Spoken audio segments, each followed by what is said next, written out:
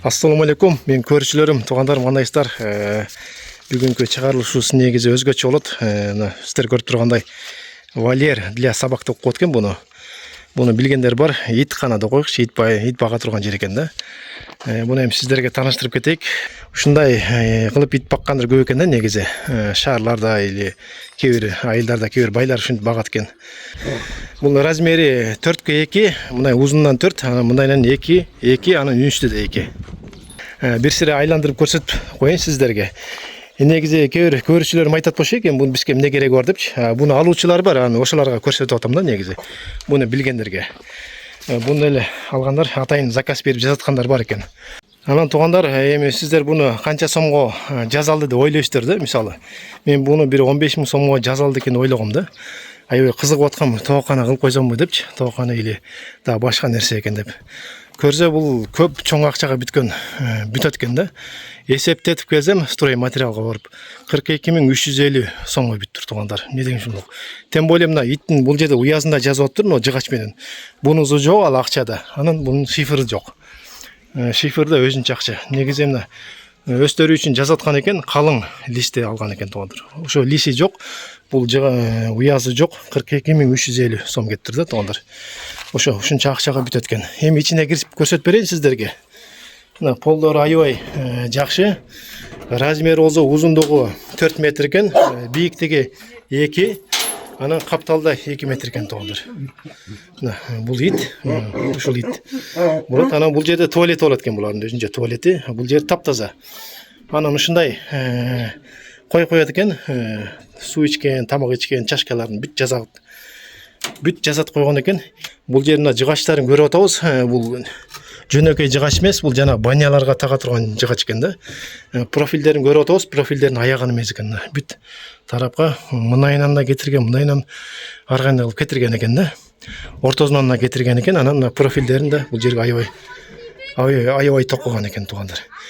Анан ушундай мына калың сетканы варит эткен экен. Варит эткенин көрүп атабыз, өтө ушул бул жерге мастер иштесе керек да. Мына варит эткен эч кандай билинбей, сонун кылып бүтүргөн экен туугандар. Бунда варианттарын биз Лалафодон көрдүк. Лалафодон да ушул будан да простой жана ОСБ менен эле жазаткандар бар экен.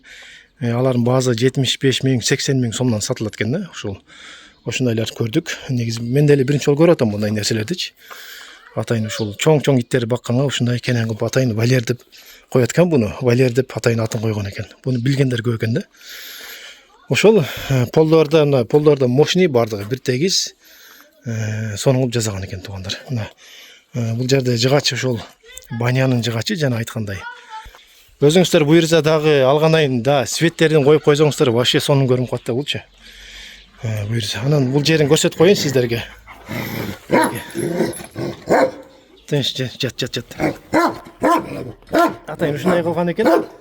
Айландырып туруп, сиздер тамак салып туруп, суу куюп туруп, анан кайра минтип туруп, кылтап коесуздар да. Жакшы, безопасный экен, жакшы. Эшигин көрүп атабыз, эшиги да аябай сонун экен, арматурадан жасалган. Калың. Өтө сонун.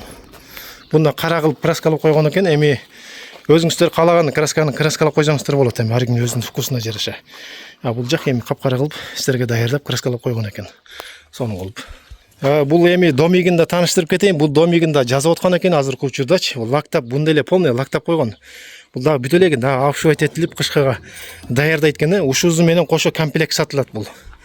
Чоң кылып салып аткан экен. Өргө биздин иттер 3-4 батып кетсе керек.